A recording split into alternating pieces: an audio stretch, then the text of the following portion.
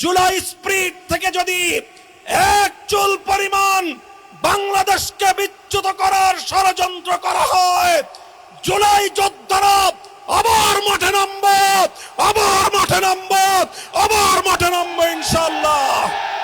মনে রাখবেন, রক্ত দিয়ে যে জুলাই বিপ্লব হয়েছে, সেই বাংলাদেশে আর কোনোদিন ফ্যাসিবাদ ফিরে আসতে পারবে না ইনশাআল্লাহ। পুরনো ফ্যাসিবাদীদের সাথে সখ্যতা করে বাংলাদেশের রাজনীতিতে যদি তাদেরকে আপনারা প্রবেশ করবার সুযোগ তৈরি করে দিতে চান, যেই পথ ফ্যাসিবাদকে ফিরে আসার জন্য তৈরি করবেন, সেই পথ দিয়ে আপনাদেরকে দিল্লিতে বিতাড়িত করা হবে। সিসি আপনাকে বলতে চাই, আপনার পূর্ববর্তী সিসির পরিণাম থেকে আপনি শিক্ষা গ্রহণ করুন।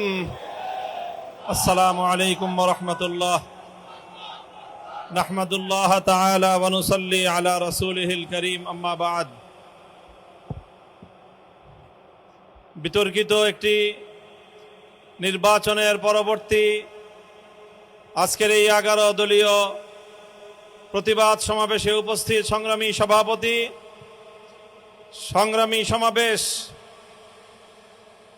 আমরা আশা করেছিলাম বহু রক্ত, জীবন, অনেক অশ্রু আর ঘামের বিনিময়ে অর্জিত জুলাই বিপ্লব পরবর্তী বাংলাদেশের মানুষ তাদের ব্যালটের অধিকার ফিরে পাবে। কিন্তু দুর্ভাগ্যজনকভাবে 12ই ফেব্রুয়ারি মানুষের ব্যালটের অধিকারের সাথে নির্মম তামাশা করা হয়েছে। সারাদিন শান্তিপূর্ণ নির্বাচনের প্রকাশ্য নাটক সাজিয়ে সন্ধ্যার পর থেকে সূক্ষ্ম ইঞ্জিনিয়ারিং এর মাধ্যমে টার্গেটকৃত ব্যক্তিদেরকে জাতীয় সংসদে যাওয়ার পথে প্রতিবন্ধকতা সৃষ্টি করা হয়েছে। ডিপ স্টেটের এজেন্ডা বাস্তবায়ন করতে বাংলাদেশের জনগণের অর্থে লালিত প্রশাসন ব্যবহৃত হয়েছে। সিসি আপনাকে বলতে চাই, আপনার পূর্ববর্তী সিসির পরিণাম থেকে আপনি শিক্ষা গ্রহণ করুন। আমরা যে আপত্তি জানিয়েছি, সঠিক তদন্তের মাধ্যমে জনগণের ব্যালটের অধিকার যদি ফিরিয়ে না দেন, বাংলার মানুষ জোর করে তাদের অধিকার কেড়ে নেবে ইনশাআল্লাহ। আপনাদের এই প্রহসনের প্রতিবাদ করার পর গোটা বাংলাদেশ জুড়ে আমাদের 11 দলীয় নির্বাচনী ঐক্যের নেতা কর্মী সমর্থকদের উপর যেই পৈশাচিকতা চালানো হচ্ছে, আমাদের বোনদেরকে ধর্ষণ করা হয়েছে, আমাদের মা বোনদের শ্লীলতাহানি শুধু নয়, তাদেরকে শারীরিকভাবে লাঞ্ছিত করা হয়েছে, আমাদের বাড়ি ঘরে অগ্নিসংযোগ করে বাংলাদেশে আবার নতুন করে ফ্যাসিবাদ ফিরিয়ে আনবার পায়তারা চালানো হচ্ছে। মনে রাখবেন, রক্ত দিয়ে যে জুলাই বিপ্লব হয়েছে, সেই বাংলাদেশে আর কোনোদিন ফ্যাসিবাদ ফিরে আসতে পারবে না ইনশাআল্লাহ। পুরনো ফ্যাসিবাদীদের সাথে সখ্যতা করে বাংলাদেশের রাজনীতিতে যদি তাদেরকে আপনারা প্রবেশ করবার সুযোগ তৈরি করে দিতে চান, যেই পথ ফ্যাসিবাদকে ফিরে আসার জন্য তৈরি করবেন, সেই পথ দিয়ে আপনাদেরকে দিল্লিতে বিতাড়িত করা হবে। তৃতীয় কথা আমাদের পরিষ্কার, শরীফ ওসমান হাদি সহ প্রতিটি হত্যাকাণ্ডের বিচার করতে হবে। জুলাই বিপ্লবের আকাঙ্ক্ষা বাস্তবায়ন করতে হবে। জুলাই স্প্রিট থেকে যদি এক চুল পরিমাণ বাংলাদেশকে বিচ্যুত করার ষড়যন্ত্র করা হয়, জুলাই যোদ্ধারা আবার মাঠে নামবো, আবার মাঠে নামবো, আবার মাঠে নামবো ইনশাআল্লাহ। সকলকে ঐক্য এবং সংহত মজবুত করার, আগামী দিনে দেশের মানুষের হাত এবং ভোটের ন্যায্য অধিকার বাস্তবায়নের লক্ষ্যে চলমান এই সংগ্রামকে মজবুত এবং সংহত রাখার উদাত্ত আহ্বান জানাই। নাসরুম মিনাল্লাহি ওয়া ফাতহুন করিব। বিসমিল্লাহির রহমানির রহিম। সম্মানিত উপস্থিতি এবং 11 দলীয় ঐক্যের নেতৃবৃন্দ, সবাইকে সালাম। আমাদের একটা ভুল হয়েছে, আমাদের বড় ভুল হয়েছে। এই অন্তর্বর্তী সরকারের উপরে আমরা আস্থা রেখেছি একটা সুন্দর নির্বাচনের জন্য। আমাদের ভুল হয়েছে এই নির্বাচন কমিশনের উপরে আমরা আস্থা রেখেছি। আমরা যেটা দেখেছি, তারা ফ্যাসিস্ট সরকারের এই দুর্নীতিবাজ প্রশাসনকে তারা নিষ্ক্রিয় করতে পারেনি। যেই প্রশাসন টাকার বিনিময়ে, যেই প্রশাসন হত্যা, গুম, সমস্ত ধরনের অপকর্মে তারা ফ্যাসিস্ট আওয়ামী সরকারকে সাহায্য করেছিল।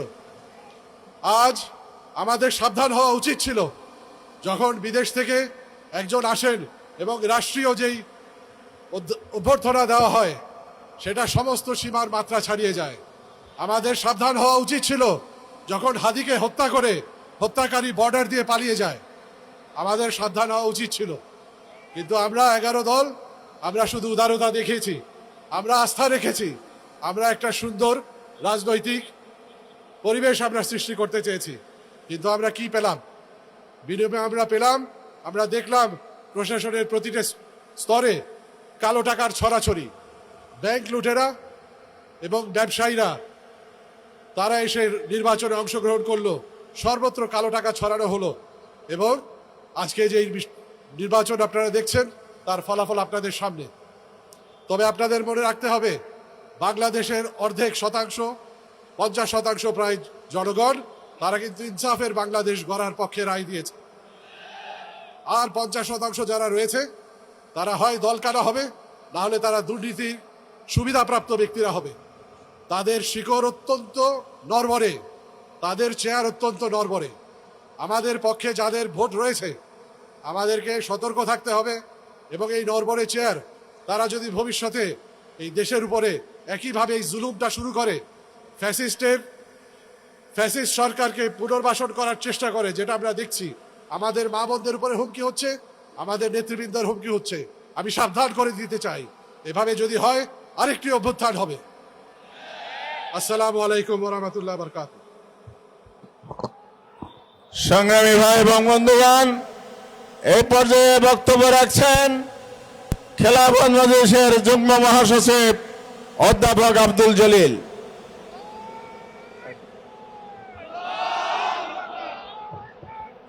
নির্বাচনোত্তর সহিংসতার প্রতিবাদে 11 দলীয় ঐক্য আয়োজিত আজকের এই প্রতিবাদ বিক্ষোভ মিছিল পূর্ব সমাবেশের সংগ্রামী সভাপতি, জাতীয় নেতৃবৃন্দ, মিডিয়া প্রতিনিধিবৃন্দ ও আমার সংগ্রামী নগরবাসী, জুলাই অভ্যুত্থানের হাজারো শহীদের রক্তের বিনিময়ে আমরা চেয়েছিলাম একটি সুষ্ঠু এবং প্রস্তাবিত নির্বাচনের মধ্য দিয়ে এই দেশের জনপ্রতিনিধিত্ব নির্বাচিত হবে।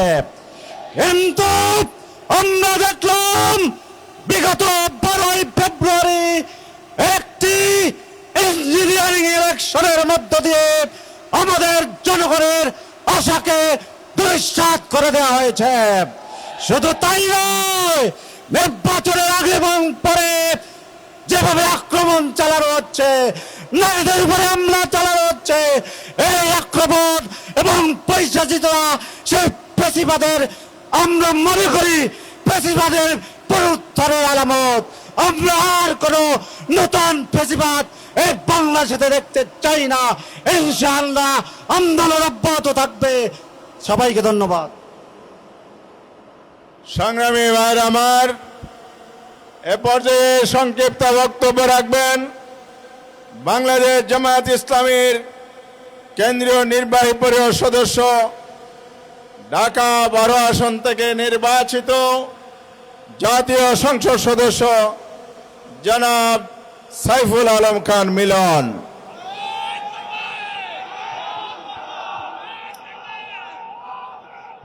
আলহামদুলিল্লাহ রাব্বিল আলামিন, আসসালাতু আসসালামু আলা রাসূলিল কারীম ওয়া আলা আলিহি ওয়া সাহবিহি আজমাইন। জনাব সভাপতি, 11 দলের নেতৃবৃন্দ এবং সমবেত মিডিয়ার বন্ধুগণ, আসসালামু আলাইকুম রাহমাতুল্লাহ। জুলাই আন্দোলনের একটি রক্তাক্ত বিপ্লবের পরে আমরা আশা করেছিলাম দেশে একটি সুন্দর নির্বাচন করে গণতন্ত্রের যাত্রা শুরু হবে। সেখানে আমরা দুটি ব্যতিক্রম দেখতে পেরেছি, যে নির্বাচনটা সুষ্ঠুভাবে হয়নি সর্বাঙ্গে, এবং নির্বাচনের আগে এবং পরে এবং ভোটারদের উপরে অত্যাচার নিপীড়ন করা হয়েছে, বাড়িঘর জ্বালানো হয়েছে। কাজে আমরা স্পষ্টভাবে বলতে চাই যে পুরানো সাংস্কৃতিক রাজনীতিতে ফিরে যাওয়ার জন্য জুলাই আন্দোলন হয়নি। কাজেই আমরা বড় দলটিকে আহ্বান করতে চাই যে আপনারা এই ভুল পথ থেকে ফিরে আসুন, আপনারা সঠিক পথে আসুন। তো আমি এই আশাবাদ ব্যক্ত করে আমার বক্তব্য শেষ করছি। খোদা হাফেজ। বাংলাদেশ জিন্দাবাদ। 11 দলীয় জোট জিন্দাবাদ। সংগ্রামী ভাই এবং বন্ধুগণ, এ পর্যায়ে বক্তব্য রাখছেন জুলাই যুদ্ধের সম্মুখ সারির নেতা, এনসিপির যুগ্ম আহ্বায়ক জনাব নাসির উদ্দিন।